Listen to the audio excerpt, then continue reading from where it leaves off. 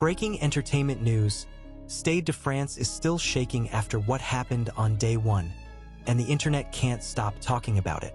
Before we get into this unbelievable moment, make sure you like this video, subscribe, and turn on notifications right now because what happened at the Stade de France is already going viral worldwide and you don't want to miss the next update. Paris was expecting a concert. Fans were expecting a performance. But what they got on day one of the Stade de France show turned into something far beyond a normal live music experience. Social media exploded within minutes. Hashtags like hashtag Bruno Mars, hashtag Stade de France, and hashtag Paris concert began trending globally as fans tried to process what they had just witnessed. From the very first second the lights dimmed, the atmosphere inside the stadium shifted.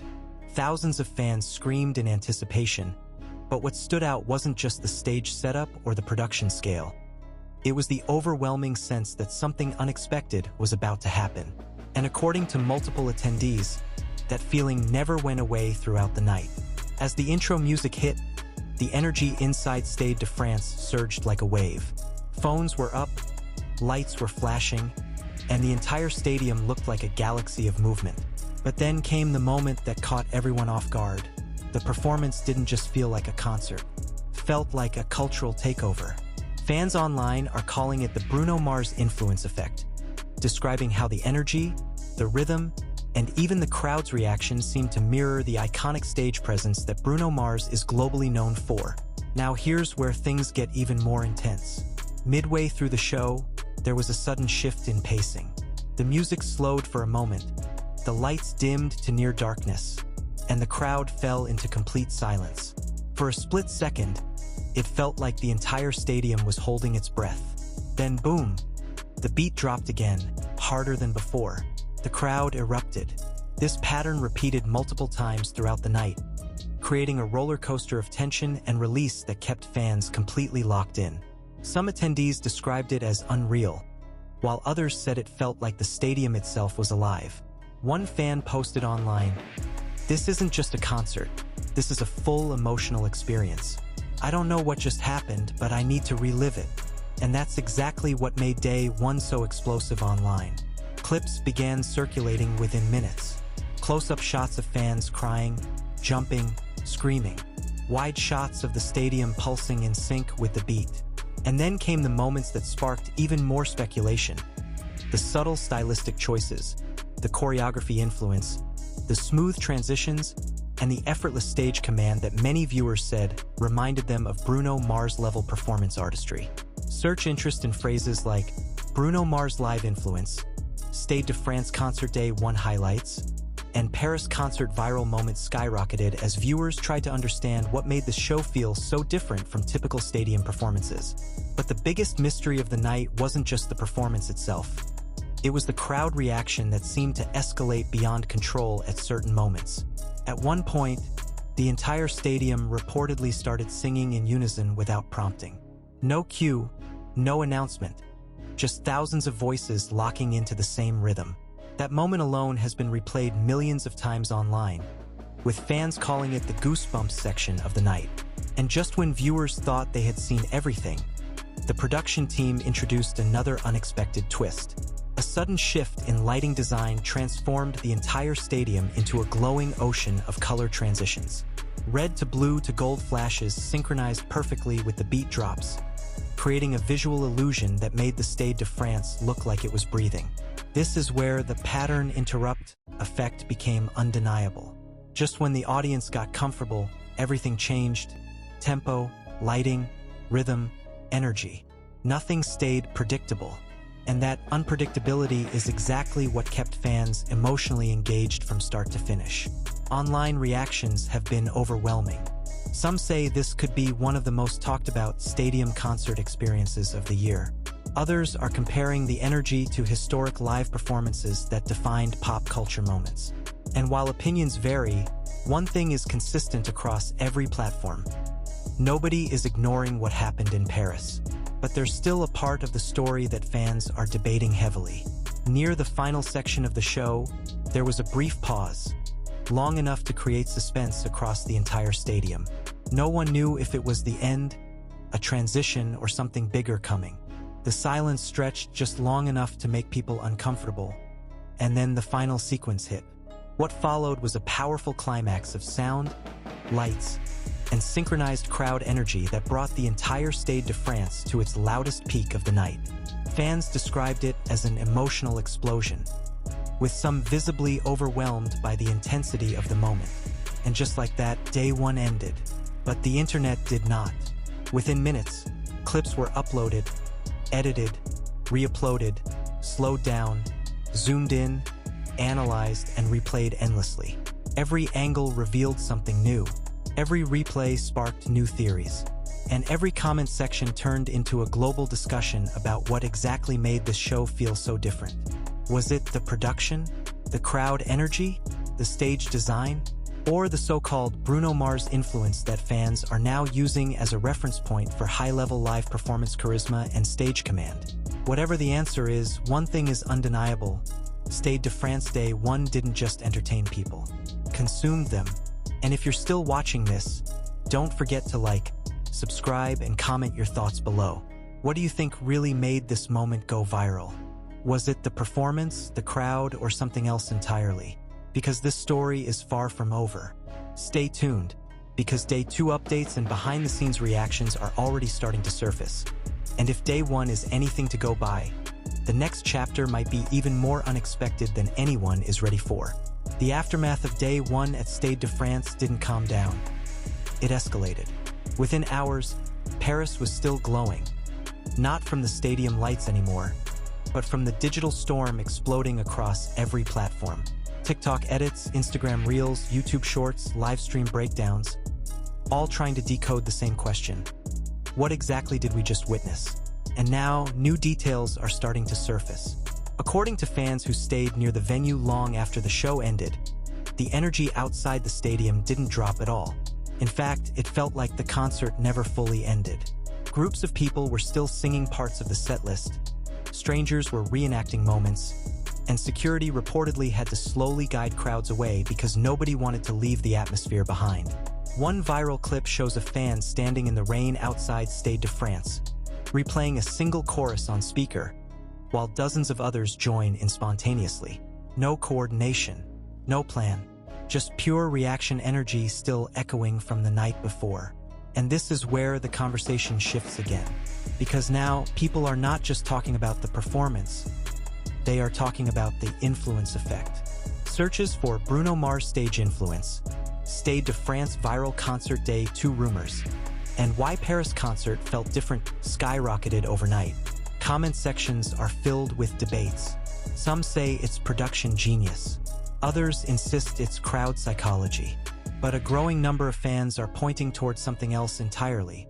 The way the performance mirrored the high-energy, emotionally precise style often associated with Bruno Mars-level showmanship. Not confirmed, not denied, but heavily discussed. And the internet loves a mystery. Then came the second wave. Early the next morning, behind-the-scenes clips began leaking from fan accounts and crew-adjacent sources. Nothing official, but enough to fuel speculation. One short clip shows stage lights being tested in a completely different configuration than Day 1.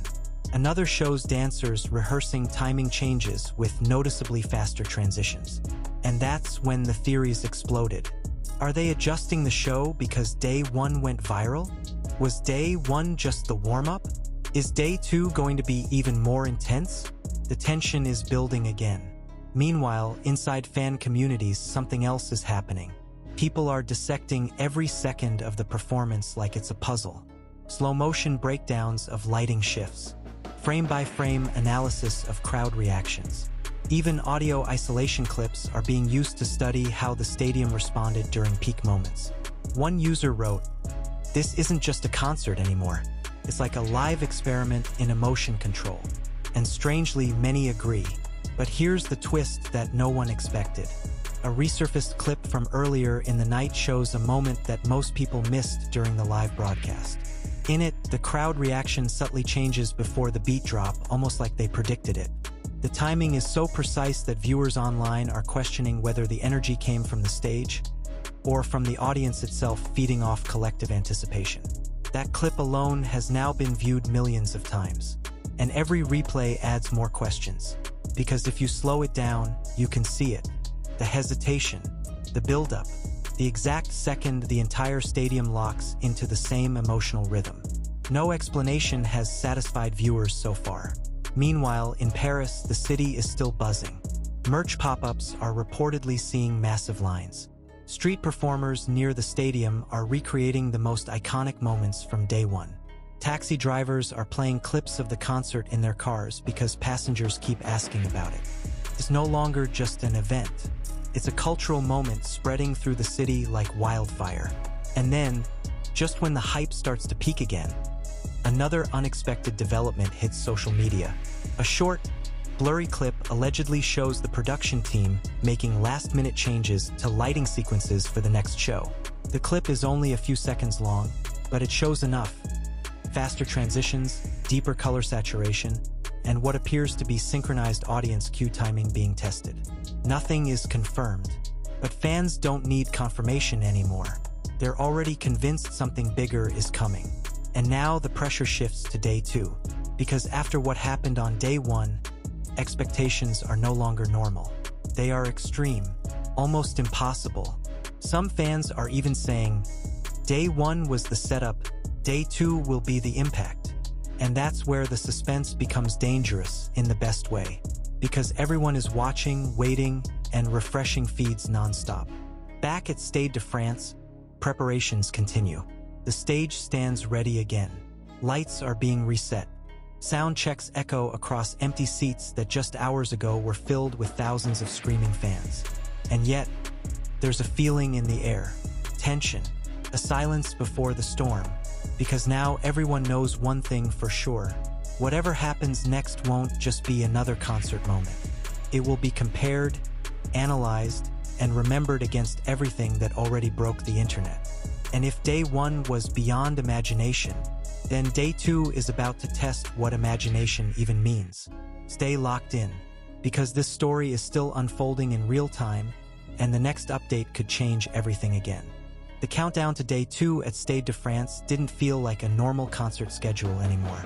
It felt like a global event with pressure building from every direction at once. By midday in Paris, the area around the stadium was already packed hours before doors even opened.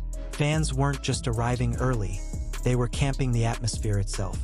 Flags, posters, handmade signs, cameras, live stream setups. Everything pointed to one thing. Nobody wanted to miss a single second in case history repeated itself or escalated even further. And online, the tension was even louder. Search trends kept climbing. Stade de France Day 2 Live. Bruno Mars influenced Paris concert explanation. Why was day one so intense? And stadium concert emotional crowd reaction. Millions of people who weren't even in France were glued to their screens, waiting for the next wave of chaos, beauty, or whatever day two was about to become. Then the gates opened, and instantly everything accelerated. A sudden surge of movement, security waves guiding crowds in, phones rising at the same time like synchronized reflexes. It wasn't just entry anymore, it felt like an activation sequence. People weren't walking into a venue. They were stepping back into a moment that already felt legendary. Inside, something was different. Even fans noticed it immediately. The lighting rigs were adjusted. The stage layout had subtle changes. Nothing dramatic enough to be obvious at first glance, but enough to create a feeling that the production team had listened closely to what happened on day one. And that's when the whispers started again. It's upgraded. They changed something. This already feels heavier than yesterday. Then suddenly, lights out. A deep blackout spread across Stade de France, and the crowd reacted instantly. Screaming, phones flashing, anticipation spiking to maximum levels in seconds. But instead of the usual immediate start, there was a delay. 5 seconds, 10 seconds, 15 seconds. The silence stretched. And this is where the psychological tension hit harder than any bass drop. Because the audience knew what was coming, but didn't know how it would come. Then boom, a sound hit that didn't just start the show, it detonated it. The opening sequence wasn't just louder. It was sharper, faster, more controlled. Every beat felt intentional, almost surgical in how it guided the crowd's reaction. And instantly, the entire stadium reacted like one organism again. But something unusual happened early in the set. Instead of the crowd slowly building energy like a typical concert, they were already at peak reaction levels within minutes. Jumping, screaming, singing every word like they had been waiting for this moment for days, because in a way they had. And then came the moment that broke the pattern again. Mid-performance, everything cut. Not the show, just the energy. Lights dimmed halfway, music stripped down into a minimal beat. The stadium didn't go silent, but it dropped into suspense. People started looking around, unsure if it was part of the show or a technical pause. And then it happened. A single spotlight hit the center stage. No announcement, no build-up, just that one visual cue, and the crowd erupted again. But this time differently. Not chaotic, not random. It was focused, like everyone understood they were being guided into a specific emotional direction. This is where online viewers later started calling it controlled intensity. A pacing style that didn't just entertain the audience, it managed their reactions in real time. And whether intentional or not, it worked. Because every rise in energy was followed by a precise drop. Every loud moment was balanced with silence. Every explosion of sound was followed by tension. It became a rhythm of emotion itself. Then came the mid-show twist. A segment started that fans later described as the mirror moment. The stage visuals shifted into reflective patterns. Lights bouncing, synchronized movements, layered choreography that made it feel like the performance was reacting to itself. And this is where comparisons to elite pop performance styles started trending again online.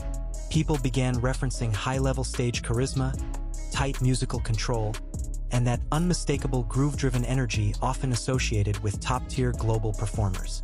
But nothing was confirmed, nothing explained. It was just experienced. And that's what made it spread faster.